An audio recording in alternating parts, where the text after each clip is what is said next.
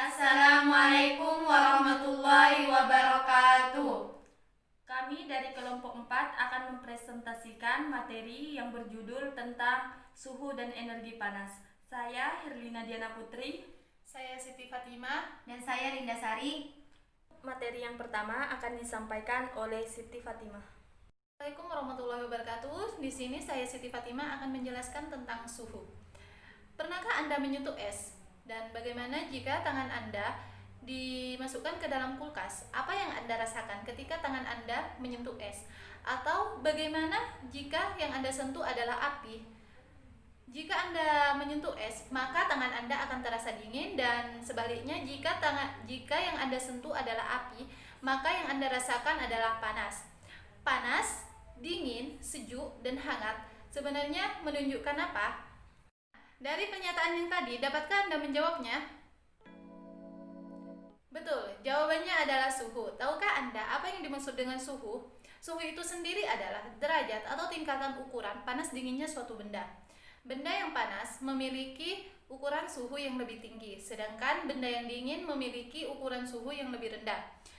Semakin dingin suatu benda, maka semakin rendah pula suhunya. Dan sebaliknya, semakin panas suatu benda, maka semakin tinggi pula suhunya. Ukuran panas dinginnya suatu benda bisa dirasakan dengan sentuhan atau indera peraba manusia. Dan ukuran suhu pada manusia memiliki tingkatan yang berbeda. Contoh, ada seorang bayi yang menjerit dan menangis karena bayi tersebut menyentuh air yang tidak terlalu panas bagi orang dewasa atau dalam kurung hangat. Nah, inilah contoh dari penjelasan terakhir tadi, di mana menjelaskan bahwa setiap orang itu merasakan suhu dengan tingkatan yang berbeda.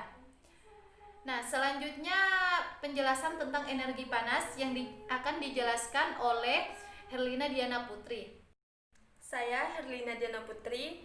Di sini saya akan menjelaskan tentang energi panas.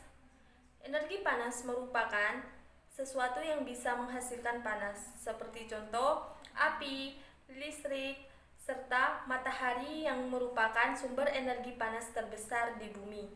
Sifat-sifat energi panas. Energi panas dapat berpindah atau merambat dari suhu yang tinggi menuju suhu yang rendah. Energi panas dapat membuat benda memuai atau mengembang, contohnya rel kereta api yang dibuat agak longgar agar tidak bengkok, botol minuman yang diisi tidak penuh agar ada ruang untuk memuai. Energi panas dapat mengubah wujud benda, contohnya es krim yang meleleh jika terkena panas, mentega yang meleleh jika dipanaskan. Energi panas sering juga disebut dengan kalor. Pengertian kalor. Kalor yaitu bentuk energi yang dapat berpindah dari satu benda ke benda yang lain karena adanya perubahan suhu. Kalor juga bisa dikatakan ukuran banyaknya panas. Kalor dapat berpindah atau mengalir dari benda yang suhunya tinggi ke benda yang suhunya rendah jika ada dua benda yang mempunyai perbedaan suhu bertemu. Mungkin itu saja. Selanjutnya akan dijelaskan oleh Linda Sari.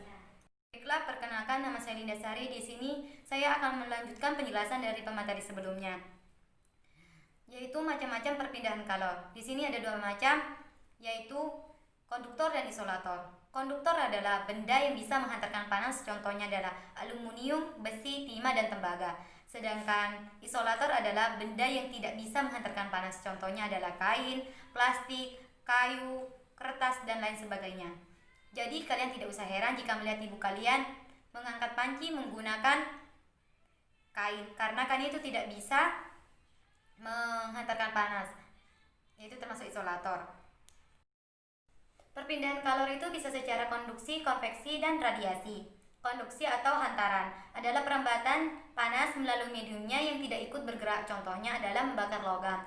Sedangkan konveksi atau aliran merupakan perambatan panas melalui mediumnya yang ikut bergerak, contohnya adalah merebus air. Sedangkan radiasi atau pancaran adalah perambatan panas secara langsung tanpa melalui medium.